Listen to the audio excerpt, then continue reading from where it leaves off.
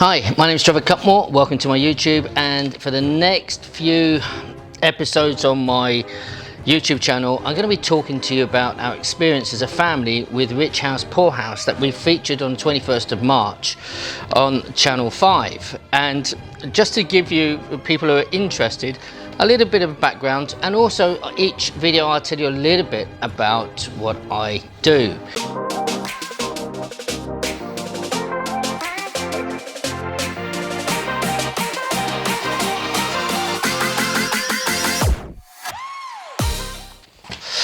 So Tuesday at the Rich House Poor House experience, and that's something which was on Tuesday. It was always my favourite day. Two things were going to happen.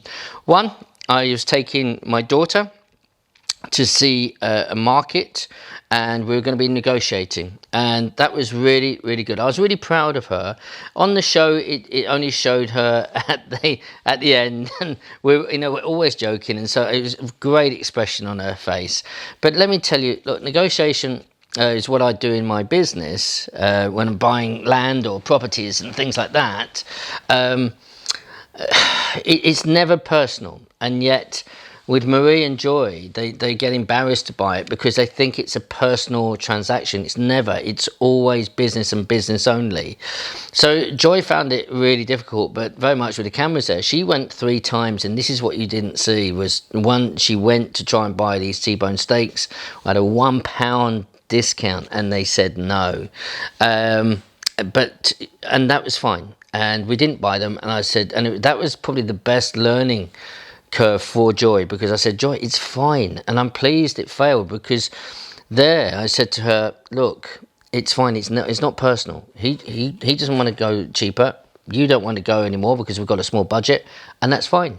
And then we did it again with some, and so I'll give it, look, what actually happened. There was this lovely little stall in the market which had cheeses and butters and all sorts of things like that made at a particular farm or type of farm shop it was, and they made their butter. Now you and I know that if you buy a pack of butter, 8 ounce or 250 gram pack of butter, a block, I think it's around about somewhere between £1.40 to £2.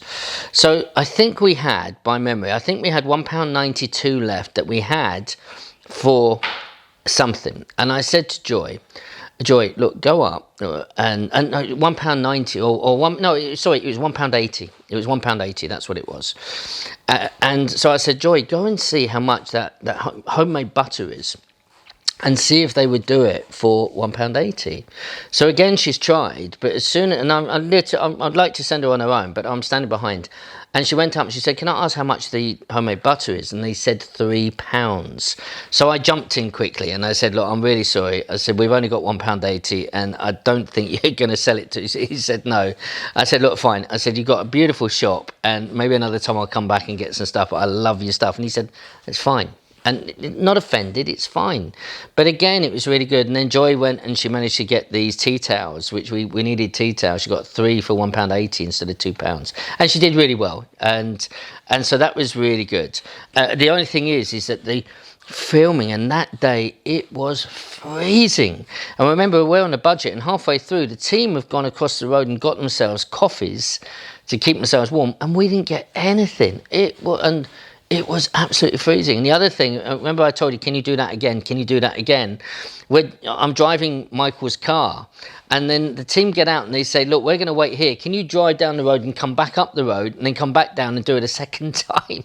So there I am, driving up and down the road a few times so they can get a shot. But in the evening, again, I really enjoyed that. And you saw me diving around, and you're probably thinking, what are you wearing, Trevor? Well, we didn't know what we were going to be doing, and I stopped playing football 8 years ago, and I haven't played since. I certainly haven't got gym stuff or football gear or anything like that. So the team had to go and buy me some stuff. So it's like £12 trainers, I think £10 jogging bottoms, and something like a £12 top, which was like a fleece type thing to wear. and that's what they supplied me. And I went, and they had some woolen gloves, not goalkeeping gloves. So I'm diving around, but I had such a good time with Sam, who is a solicitor, and Carl, who is a delivery driver, and they were great guys. I thoroughly enjoyed it. And when we came in, the team had bought some beers, and the people where we were, because of a lockdown, they said okay. So there was a bar there, and they tipped the beers into glasses. And I think it was Sam that came up and said, "Here, Trev, I've got these because I can't afford to buy a round." And it was really fun. And by this time, on the Tuesday night, by this time, so used to the camera, and they said, "Oh, can you say goodbye?" And I actually did a bit of a thing. I said, "Look, guys, I've got to go. I'm on a promise," and I just legged it past the camera. Obviously, didn't get that in the program. So there are lots of things which you didn't get in the actual program, but it was a really good time. I really enjoyed the time with them. They started to tell us, and it wasn't till that night did I actually find out what Michael and Natasha did. You'll see right at the very beginning, when I've walked upstairs, I've looked down on the bedside table and I've said, Natasha, lavatory assistant. If you can say it the wrong way, it's going to be me. All right, Marie, look, she always knows that's me. It's a laboratory assistant, not lavatory. And so I did make that genuine mistake, but looked like a fool. But it was nothing that I haven't looked like before. So that was that. But that was another funny moment.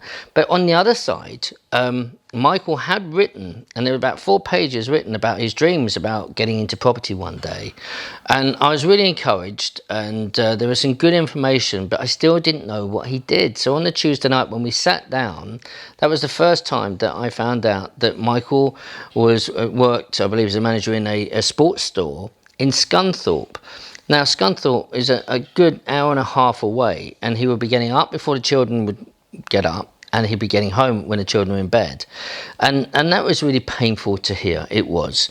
And it brought back memories of where I worked away from home, and I didn't see my children for 5 days a week, and it was horrible. So that was something that really sort of spoke to Maria and myself, and obviously we did find out that Natasha works at, I believe it's Specsavers, as a laboratory technician. Very good job. She's worked really hard. And she's really has a lot of passion for her family. She really does, and we love her dearly. We really do, both of them. And we just started to feel this connection. We could see that the relationship and love and unity is very important. We could see that family was very strong, and really that was, Tuesday. Came back, told me what it was like. I dived around like an idiot, thoroughly enjoyed myself, back in goal, playing a bit of football. Got tempted to start again, but I haven't. Well, there's no football going on anyway. I do have a passion for my golf, and looking forward to do more of that. So that was the Tuesday. And watch next one if you want to see what happened on Wednesday.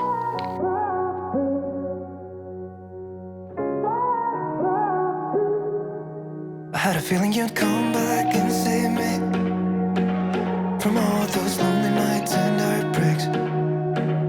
And I feel misplaced without you. Why don't we go back to, why don't we go back to? Never wanted to end it like we did. I guess shit happens for a reason, but it's like something feels different from back then. Why don't we go back to, why don't we go back to? Honestly, I'm open wide. I don't feel like waking up without you by my side. I still see your silhouette. Why don't we go back to, why don't we go back to your bedroom?